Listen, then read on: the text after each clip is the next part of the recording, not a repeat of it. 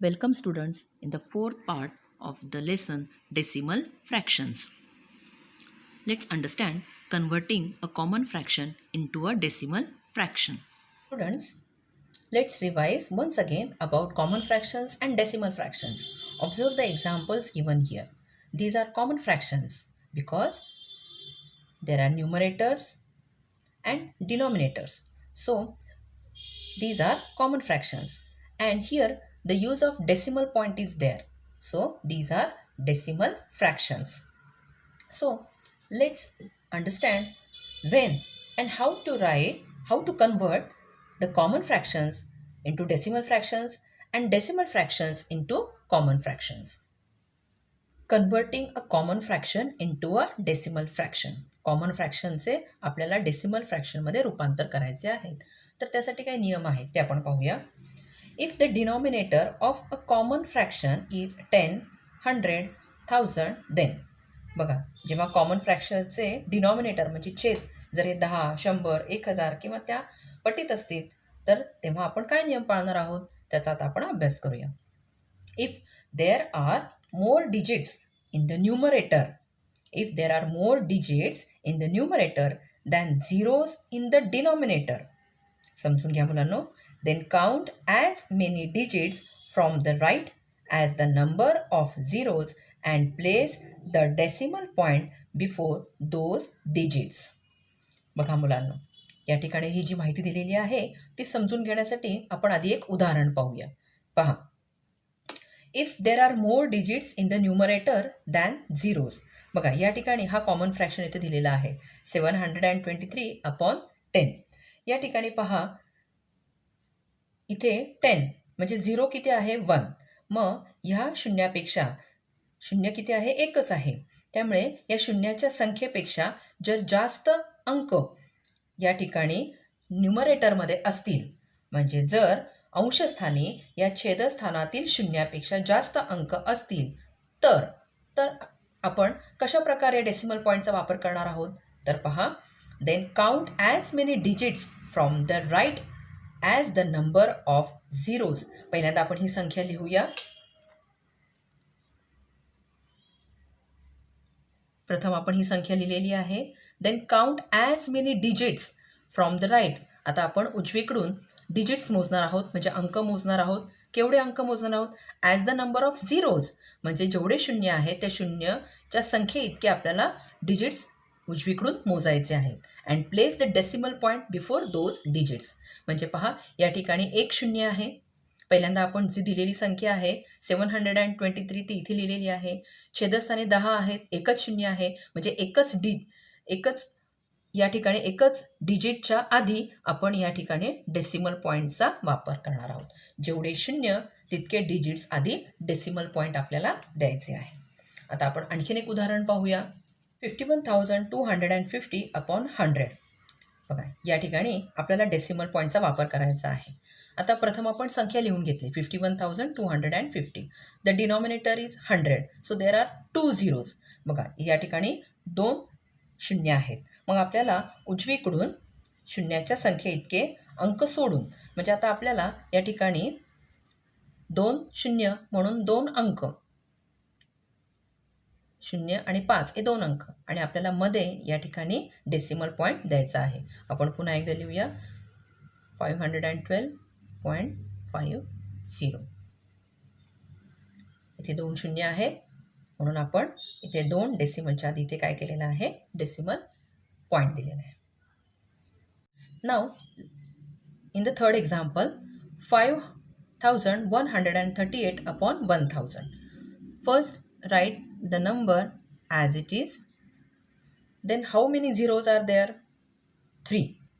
So from leave 3 digits 1, 2, 3. 3 digit सोडून आपल्याला या ठिकाणी डेसिमल पॉईंट द्यायचा आहे. सो 5.138. पाहिलेत मुलांनो, या ठिकाणी या तीनही उदाहरणांमध्ये आपण काय पाहिलेलं आहे, तर जी न्यूमरेटर किंवा अंशस्थाने असलेले जे अंक आहेत हे छेदस्थानातील शून्यापेक्षा जास्त आहेत.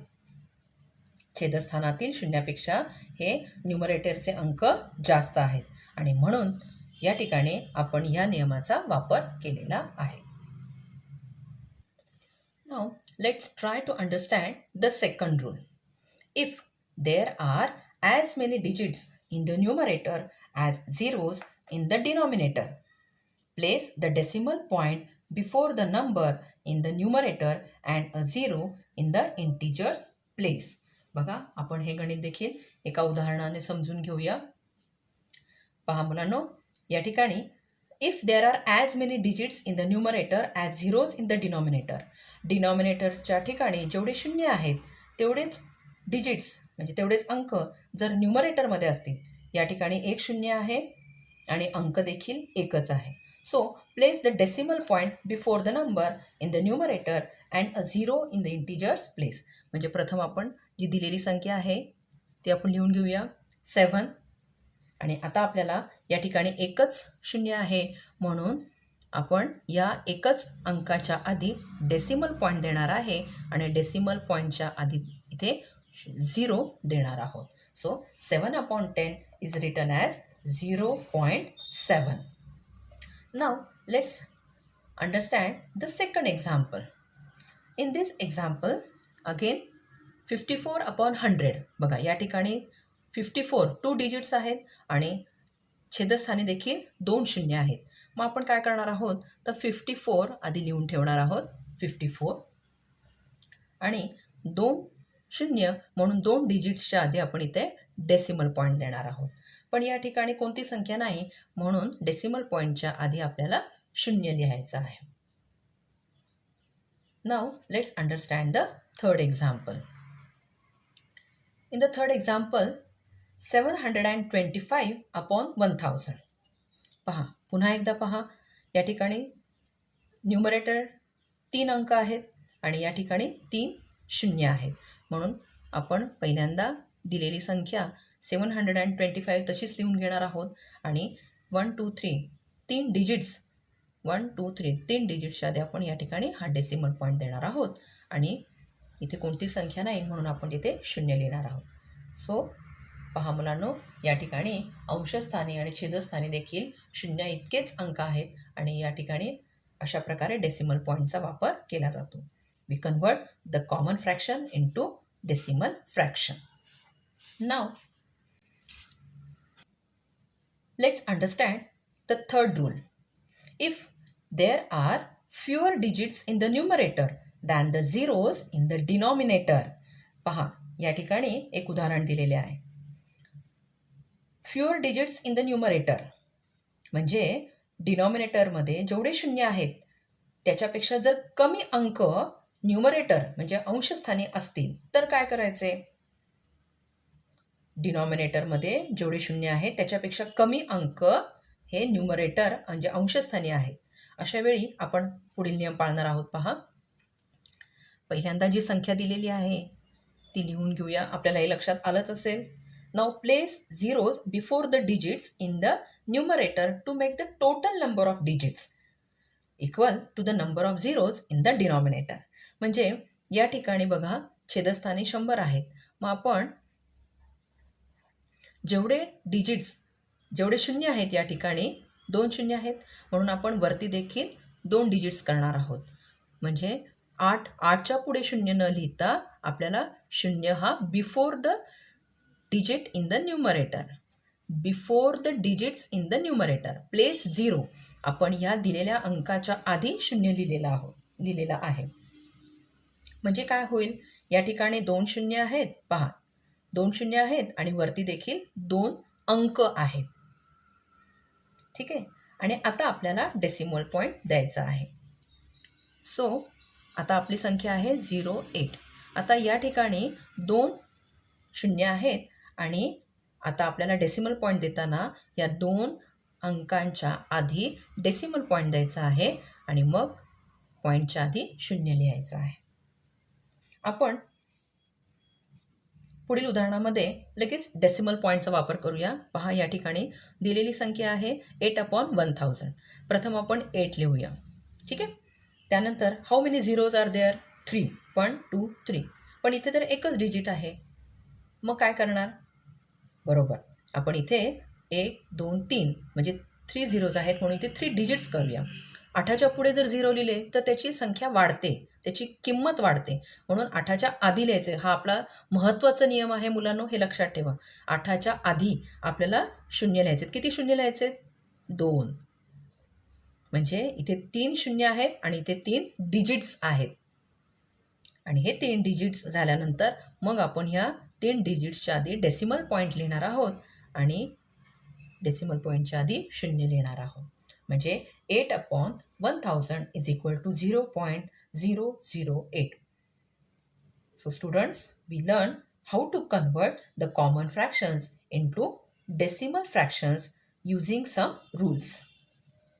Let's learn converting a decimal fraction into a common fraction. मगाशी आपण कॉमन फ्रॅक्शनचे डेसिमल फ्रॅक्शनमध्ये रूपांतर केलं. आता आपण डेसिमल फ्रॅक्शनचे कॉमन फ्रॅक्शनमध्ये रूपांतर करणार आहोत. काही नियम व्यवस्थित आपण लक्षात घेतले तर हे देखील खूप सोपे आहे. पहा मुलांनो, in the numerator we write the number we get by ignoring the decimal point. बघा, हा रूल आहे, लक्षात घ्या. जेव्हा आपण डेसिमल फ्रॅक्शनचे कॉमन फ्रॅक्शनमध्ये रूपांतर करतो तेव्हा. इथे एक एक्झाम्पल दिलेले आहे. त्या एक्झाम्पलचा उपयोग करून आपण हे दिलेला नियम समजून घेऊया. In the numerator we write the number. पहिल्यांदा न्यूमरेटरमध्ये जो नंबर दिलेला आहे तो आपण लिहून घेणार आहोत. पहा, या ठिकाणी इथे डेसिमल फ्रॅक्शन आहे 26.4. कॉमन फ्रॅक्शन म्हणजे या ठिकाणी न्यूमरेटर आणि डिनॉमिनेटर असणार आहे. So first we write the number. हा जो नंबर आहे तो आपण इथे लिहिणार आहोत. पण कसं लिहिणार आहोत? By ignoring the decimal point. हा जो डेसिमल पॉईंट आहे त्याचा विचार न करता, म्हणजे तो सोडून द्यायचा आणि काढून टाकायचा आणि तो इथे लिहायचा आहे. डेसिमल पॉईंट न लिहिता जो नंबर आहे तो आहे 264. कुठे लिहिला आपण? हा न्यूमरेटरच्या जागी. In the denominator we write 1 followed by as many zeros as there are decimal places in the given number. आता हे झालं न्यूमरेटर आणि आता डिनॉमिनेटरमध्ये प्रथम आपण 1 लिहिणार आहोत आणि त्यानंतर आपल्याला त्या 1च्या पुढे शून्य लिहायचे आहेत. पण शून्य किती लिहायचे आहेत? तर जी संख्या दिलेली आहे त्या दिलेल्या संख्येतील दशांश चिन्हाच्या पुढे जेवढे अंक असतील तेवढे शून्य 1च्या पुढे आपल्याला लिहायचे आहेत. बघा, या दशांश चिन्हाच्या पुढे किती संख्या आहे, किती डिजिट्स आहेत? 1च.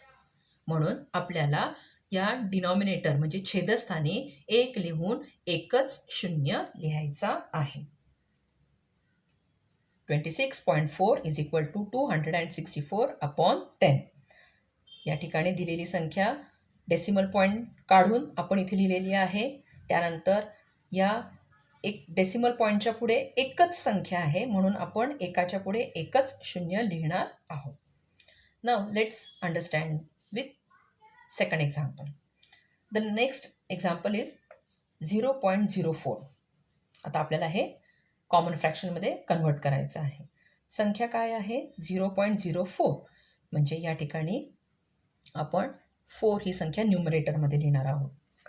आता डेसिमल पॉईंटच्या पुढे किती डिजिट्स आहेत, किती संख्या आहेत?